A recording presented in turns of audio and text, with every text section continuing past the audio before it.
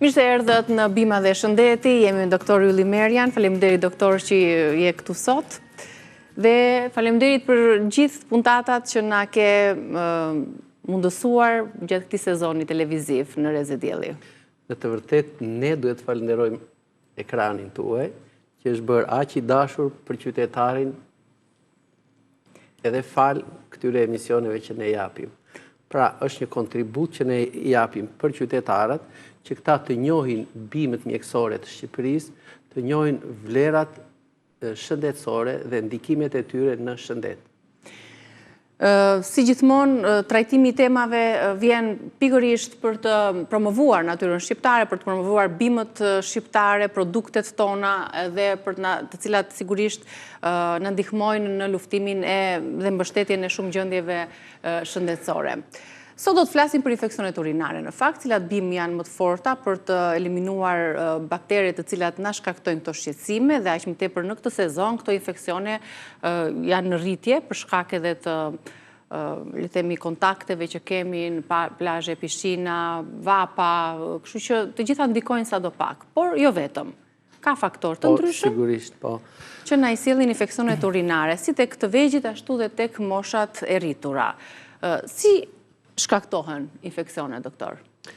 Infeksionet shkaktohen nga bakteriet të cilat ndodhen në organizmin tonë, kryejnë dhe ato një funksion në organizëm, sidomos bakteri Escherichia coli, që është më i përhapuri, më i zakonshmi dhe funksionin e tij ky e kryen në zorë. Pra, tret, copton, thërmon në produktet ushqimore.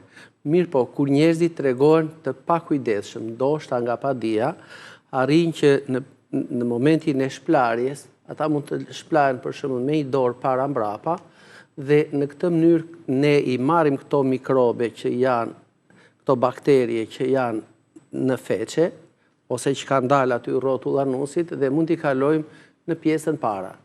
Ndërkohë që këto bakterie hynë jo në vendin e duhur, po futen në sistemin urinar, nëpërmjet uretrës, atëherë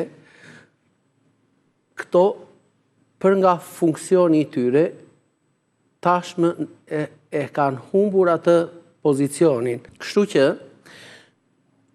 duke kaluar në sistemin urinar, kjo nuk ka çat tret, nuk ka çat copton, vetëm ajo gryen i rriton dhe fillon që ta skuqi këtë pjesë të brendshme të mukozës, qoftë në kanalin e uretrës, ku jep edhe atë, le ta themi, problematikën ose smundjen që quhet uretriti, pra një infeksion i uretrës.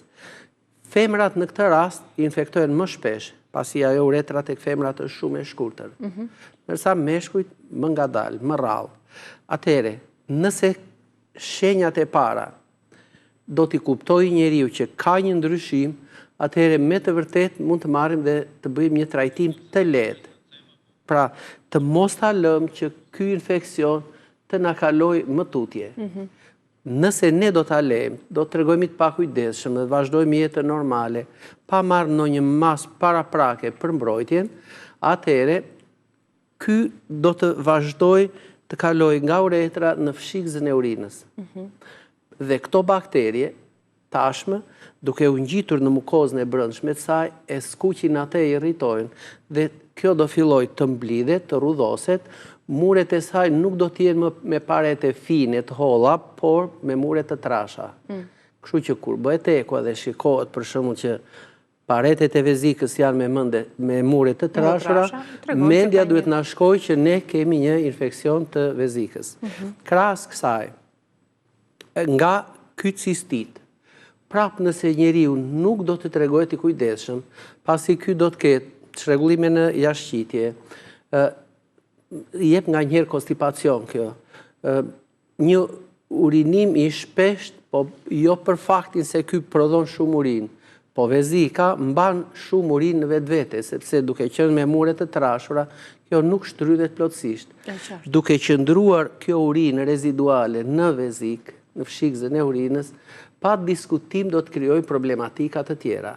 Pra, nëse kemi atë ndjesinë e urinimit të shpesht, por që vezika nuk zbrazet plotësisht, Nëse personi ngrihet shumë herë natën dhe urinon nga pak pjesërisht, nëse njeriu ka të ndjesinë e djegjes pas urinimit dhe një ndjesi që ka urin prap në trup, në fshikëzën e urinës, kjo urina reziduale mund të jetë 30, 50, 100 ml, nuk ka rëndësi.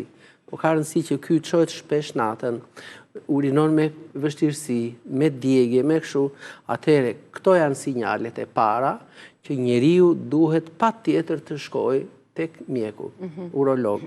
Aty ai duhet bëj ato ekzaminimet, po me pakta është një urinë, një analizë e urinës, një urokulturë dhe një paraqitje skematike e saj, se kush nga antibiotikët mundet që të na japin rezultat. Ka shanse që të ketë infekcion, në të analizat të tregoj që ka prani të bakterit, ka infekcion, por nuk ka simptomat e pacienti?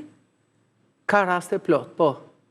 Po jemi në atë fazën, si thuash, të hyrjes së bakterit në sistemin urinar, vendosja e tij kryesisht në muret e brendshme të mukozës të uretrës dhe në muret e brendshme të fshikëzës së urinës.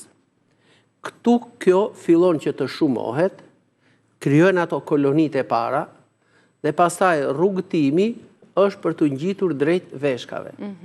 Pra nuk kemi më, si thuash, një uretrit, një infekcion, një djegje të inflamuar ose të prekur, të pjesës së uretrës poshtë.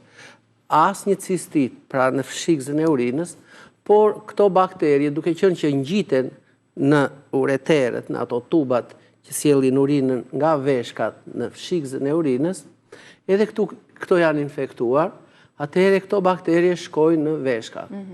Dhe si të thuash, bëjnë atë procesin, ato vetëm shpojnë, gryejnë si turiela. Kalon në një smundje tjetër, në një pjelon e fritë. Këtu pa diskutim që tashmë nuk kemi më ndjesi vetëm të urinimit të shpeshtë, të çuarit natën, dhimbje në pjesën e fundit të barkut, rëndes, nga njëherë sikur nuk ke mban dot atë urinë, se më përvëllon, thot pacienti, edhe një pikë po të kem, thot, unë duhet mbetem atje në banjë, e kështu me radhë.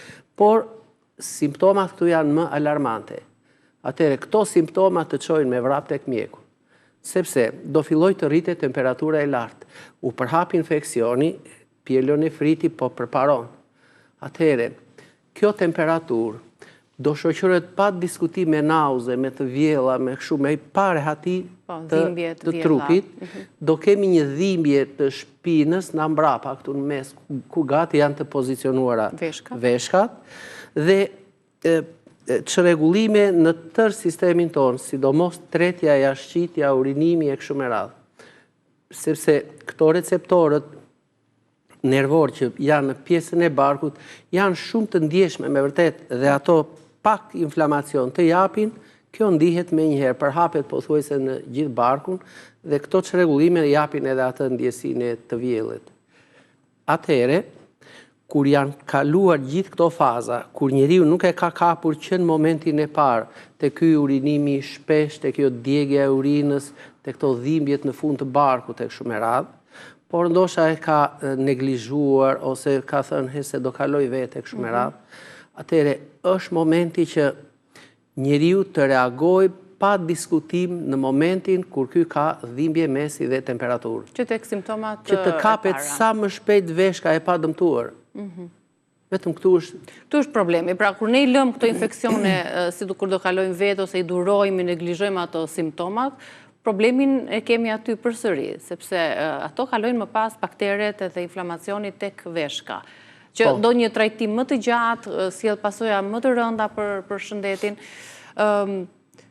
Po përmes ushqimeve, cilat janë bakteret që dominojnë më së shumti pas Po mund të marrim për shembull edhe këto perimet e pashplara, e palara mirë. Proteus vulgaris, mund të merret kjo Klebsiella, mund të merret nga duart e palara, për shembull, bakterje të ndryshme, të cilat njeriu I ka në duar, kur prek edhe pjesën intime nuk I shplan duart, nuk I pastron, nuk shplahet mirë nga para me një dorë dhe na mbrapa me dorën tjetër, ne edhe këto bakterje mund t'i çojmë drejt për së drejti në hyrje të kanalit dhe pastaj bakterjet ecin vetë. Janë krejtësisht të padukshme me sy, të gjitha këto që unë përmenda. Absolutisht. Janë në përgjithësi kështu, për shembull kjo Escherichia coli që është me zakonshme, janë gati 80-90% të infeksioneve urinare i ka kjo, i përkasin Escherichia colit, e cila është si një tube vogël e gjatë, gati 2 mikrometër, e gjerë 0,5 mikrometra. Ndoshta njerëzit nuk e krijojnë dot idenë se çfarë është, por le të marrim dhe të bëjmë 2 krahasime për shembull. Të marrun një cilindër të Escherichia colit, të marrë edhe një kokriz sheqeri, dhe t'i zmadhojmë të dyja me një lupë 1000 herë. Kjo kokriza e sheqerit do të më vej sa një top bore 50 cm me diametër, 50 cm kaq, ndërsa Escherichia coli do bëhet sa 4 kokriza, 5 kokriza sheqeri kështu në gjatësi, ndërsa në gjerësi sa gjërësia një kokre sheqeri. Pra, problemin e japin kur ato shumohen, kështu që në vetvete është... Një nuk bën ndonjë problem, kjo është shumë e pallogaritshme. Po kur këto shumohen, kur këto bëhen koloni, atëherë aty ku ngjiten dhe lëvizin, këto pa diskutim që do të krijojnë problematika. Ka edhe një vështirësi, sepse këto Escherichia coli, po në përgjithësi bakterjet, e kanë trupin të mbështjell me një mbulesë yndyrore, lipoproteinike. Dhe njëkohësisht, këto lloj bakteriesh, edhe Proteus, edhe Klebsiella, kështu me radhë, edhe këto enterobakteriet, atëherë këto prodhojnë një lloj enzime, e cila qëndron në perimetrin e jashtëm të tyre. Dhe duke qenë të tilla, këto si thua toksifikojnë, neutralizojnë antibiotikët në organizëm. Kur ne këto infeksione i lëm pa mjekuar, pa trajtuar, a ka rrezik që ato të kthehen në kronike vazhdimisht, të dobësojnë sistemin urinar, kanalet, patjetër, veshkat, dhe a çojnë dhe në sëmundje më të rënda më pas?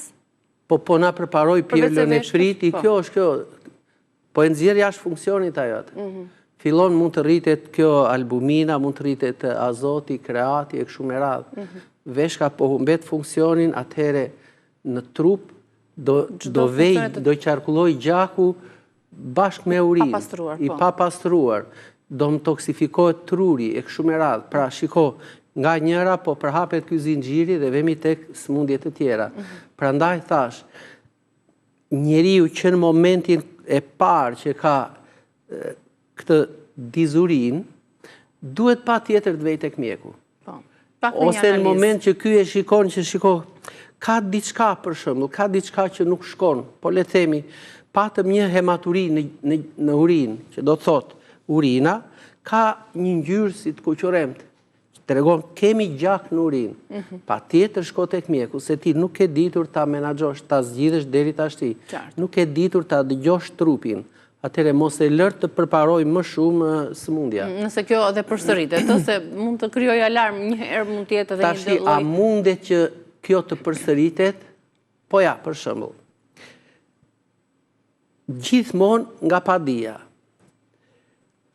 Po kemi një person i cili e ka 10 milion bakterje për 1 milimetër kub. Mori antibiotik ose përdorëm çajra mjekësore, dhe ajo zbriti deri në 500.000. E njeriu thot tash unë u shërova. Ndërkohë, heq dorë nga të gjitha, nuk pi as lëngje që me të vërtet ky të pastrohet, ta shplaj akoma gjithë sistemin urinar, se nëse nena derdhet një bojë në dysheme, zorë se mund ta heqi me leck ose të hedhim ndonjë pluhur mbi të. Ajo do të shplahet mirë, të hiqet. Ata që spin ujë janë të predispozuar? Ata që spin ujë janë pa diskutim të predispozuar për të infektuar nga këto lloj bakteriesh. Atëherë, në qoftë se ky po e quajmë e lë kur është 500.000, 300.000 dhe sistemin imunitar nuk e ka në lartësinë e duhur, atëherë ekziston mundësia që këto të fillojnë shumimin e tyre, nga 300, 350, 400, 500. Jo, biorezistenca dhe këto vazhdojnë të shumohen. 800.000, 1 milion për milimetër kub. Atëhere, shiko çfarë ndodhi në të vërtetë. Ky prap hop arriti atje ku ishte më parë.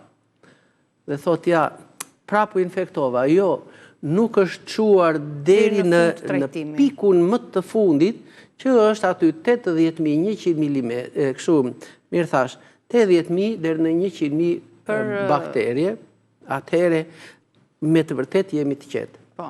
Pra, edhe pasere, edhe analiza rutinë nëse bëjmë për të kontrolluar veten, sepse si që thatë dhe ju, ndonjëherë këto infeksione nuk fillojnë me njëherë me simptoma, po janë simptoma të fshehura se mund të jetë rezistenca e tillë e organizmit.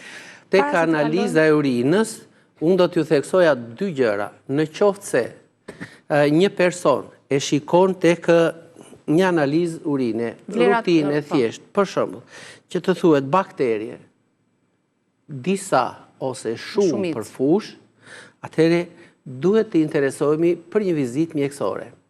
Por, që ta ndihmojmë mjekun, ne i bëjmë një paket, pra i bëjmë këtë analizën e urinës, që ajtë të shikoj ka diçka, bëhet kjo urokultura dhe antibiograma, dhe shkon aty të tregosh historikun se çfarë të ka ndodhur. Atëhere, bëhet edhe një eko abdominale, ku shikohen komplet edhe veshka, ureterët, shikza e urinës, e kështu me radhë, dhe mjeku e ka shumë të lehtë pastaj se gjithë shka ja ke si në pëllëm të dorës. Ja ke dhur mbi tavolinë, ai vetëm do të shkruaj për shembull trajtimin. Por në çdo rast, unë e theksoj këtë gjë. Është rezistent për faktin se Escherichia coli ka këtë mbulesën yndyrore që s'ka që bën antibiotiku aty. Plus, vetë ky prodhon një lloj enzime e cila e neutralizon, prandaj edhe antibiotiku duhet për një kohë të gjatë, por jo pa përdorur, nuk duhet ta lëm pa përdorur shumë ujë, lëngje dhe kur pim ujë më mirë pim bimë mjekësore. Qartë.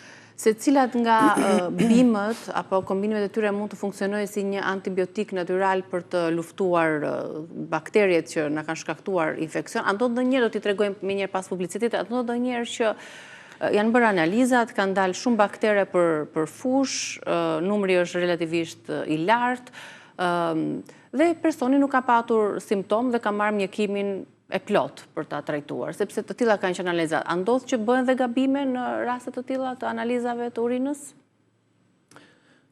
Mund të bëhet një gabim vetëm po të mos ta bëj analizën, se ajo është një gjë shumë e thjeshta.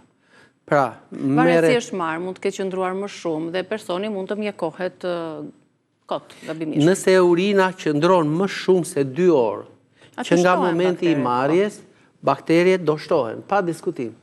Analiza do na dali e gënjeshtërt, jo realja. Sepse janë një pak raste, doktor, që janë bërë thjesht analiza rutin, pa patur ndonjë simptom të pacientit, janë bërë analizat të gjakut të urinës dhe ka dalë me infeksion shumë të lartë dhe mjekimi është marrë kot antibiotik. Po i ka dalë në analiza, duhet të dim edhe këtë gjë. Pra, ky kampion, është marrë ky kampion.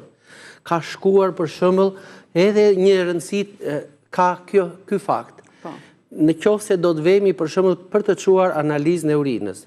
Ta lëm urinën e parë të rrjedhi, sepse mund të gabojë edhe individi. Atëherë mund të marrë urinën e parë 20-30 ml e çon në laborator. E ka mbajë dhe 2 orë në shtëpi, gabimi i dytë, bakteriet shtohen dhe ulet pH-i i urinës aty për një kohë më të gjatë. Ai pH-i do na dali 4.5, 5. Ne do mendojmë që kjo urina shumë acide dhe shumë bakterien të nuk shkon. Sepse sa më acide t'jetë urina, aq më irrituese është për bakteriet, nuk e pëlqejnë ato. Bakteriet duan një urinë që është me pH-in 6.5, 7.5. Pra një mjedis gati alkalin. Në këtë mjedisin alkalin, bakteriet shumohen shumë shpejt, lirshëm.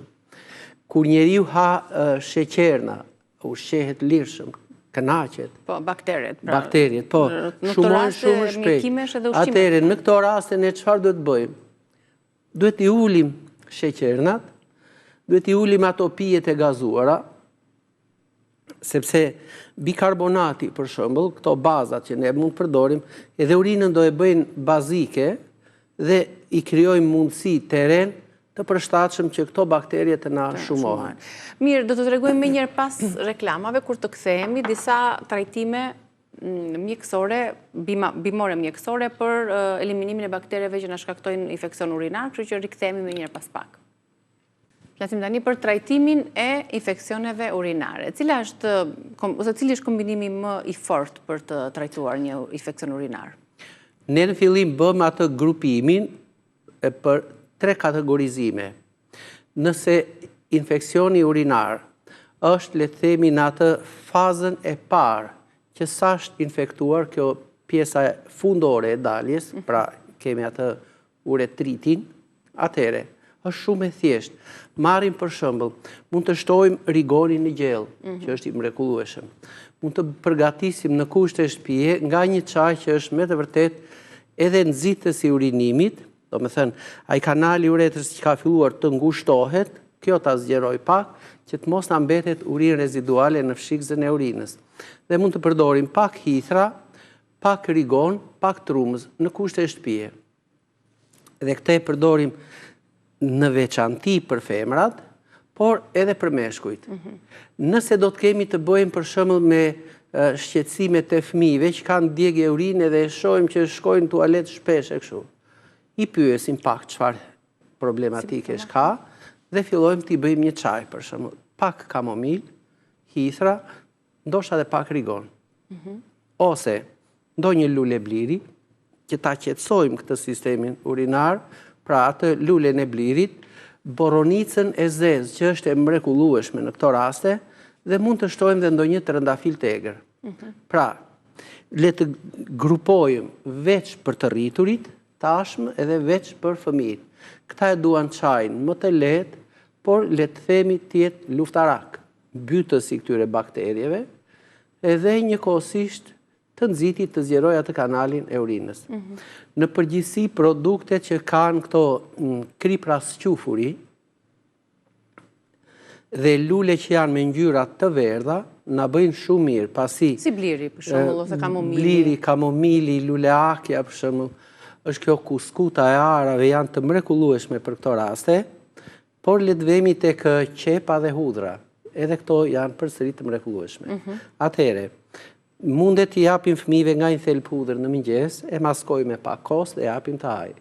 Mund t'i japim pak qep në drek, se përmbajnë këtë inulinën, po edhe kriprat e squfrit. Pra, edhe një probiotik, edhe kriprat e squfrit, ne jemi në rregull. Problematika do të na qëndroj tek të rriturit, e në veçanti tek femrat, të cilat mund të kenë skuqje në pjesën intime, mund të kenë djegje, irritime, kruarje e kështu me radhë. Atëherë, le të vemi për shembull tek trajtimi i një të rrituri deri tek ky inflamacioni nga uretrat e fshikëza e urinës, që njerëzit të dy gjinive shfaqin ato shqetësimet e para, duhet me të vërtet që të shkojnë në banjë shpesh, janë të padurueshëm, e kanë atë ndjesinë që shkon atje dhe përsëri ai shpesh shtrëngohet e kështu me radhë, por duhet i mbajë patjetër, nga njëherë duhet që ta mbaj urinën, po ndoshta nuk mundet edhe mund t'i dalin në mënyrë të pavullnetshme, vetëm për faktin se ajo mukoza nuk mbyllet plotësisht në momentin që kjo mund të jetë e mbushur me këto bakterjet, flasim për koloni të tëra. Atëherë, le të themi për shembull, një çaj që të jetë lehtësisht i përdorshëm për fëmijët dhe të rriturit, të çdo moshe dhe pavarësisht se ky individ mundet që të ketë edhe sëmundje tjera shoqëruese. Për shembull, mund të ketë diabet, mund të ketë stomak, mund të ketë kolit e kështu me radhë. Nuk ka asnjë rëndësi. Çaji do të pihet i pa ëmbëlsuar dhe ne mund të veprojmë në këtë mënyrë. Për shembull, ta përgatisim të shtojmë përbërësit që po, atëherë, le të themi ne këtu mund të kemi afërsisht gjys litër ujë. Po. Afërsisht, po. Po, atëherë. Ujë të nxehtë të vluar në të cilën do të shtojmë? është produkti i parë, majdanozi, një ndihmues i mrekullueshëm i nxitjes së urinimit.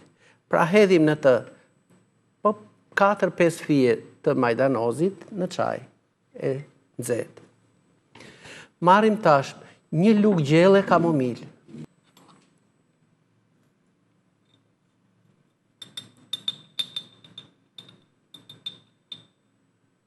Ja, një lugë gjelle kamomil.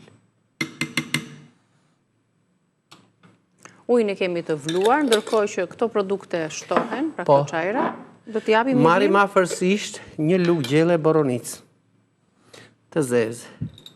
Në rastet e boronicave, për shembull, mirë është që këto të jenë të shtypura pak, të thermohen. Që të lëshojnë edhe Po, pak. që të lëshojnë më lehtë ato përbërësit kimik të saj, dhe njëkohësisht shtojmë hithra, po pse jo ndoshta edhe këtë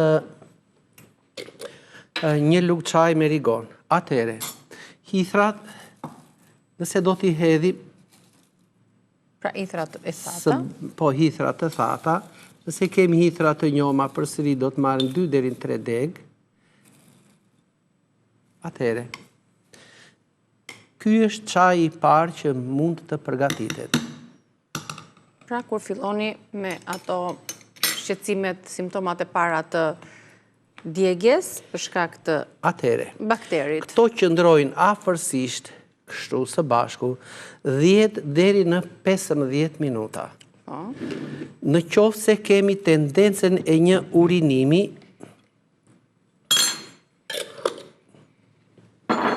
të pavullnetshëm, do të bënim shumë mirë që të përdorim nga çaji gjethe gorice ose lëvore gorice. Pra, ose shtohet e ky çaj, ose bëhet më vete një gotë me një lugë gjelle lëvore gorice, ku të vloj 3 deri në 5 minuta.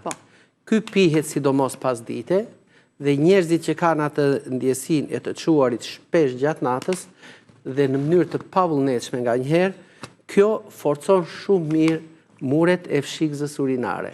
Pra, çajin e goricës nuk duhet ta ndajmë në rastet kur kemi urinime të pavullnetshme dhe sidomos edhe kur kemi kristale në veshka. Le ta mbajmë mend mirë që lëvorja e goricës përmban substanca të fuqishme që ndihmon në largimin e kristaleve nga veshka dhe në thërmimin e tyre. Qartë. Atëherë, Të cilat më pas mund të kryen pihen gurët, patjetër, mund të pihet një gotë në ditë nga kjo.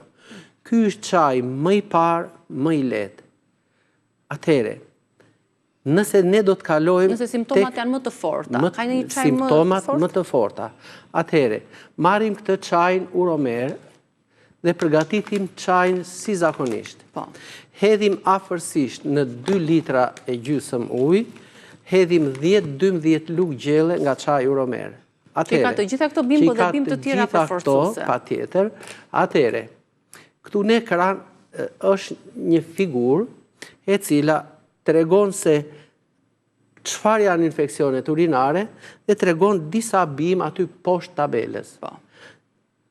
Ne nuk kemi marrë thjesht vetëm këto, por kemi bërë një kombinim tek kjo recetë, kemi futur ato bimë që janë antibakteriale dhe mbytëse pse jo edhe të viruseve të ndryshme, por edhe shkatëruese të kërpudhave, të cilat japin, si thua, atë ndjesinë e irritimit dhe më shtojnë dhimbjet, sidomos në pjesën fundore të barkut.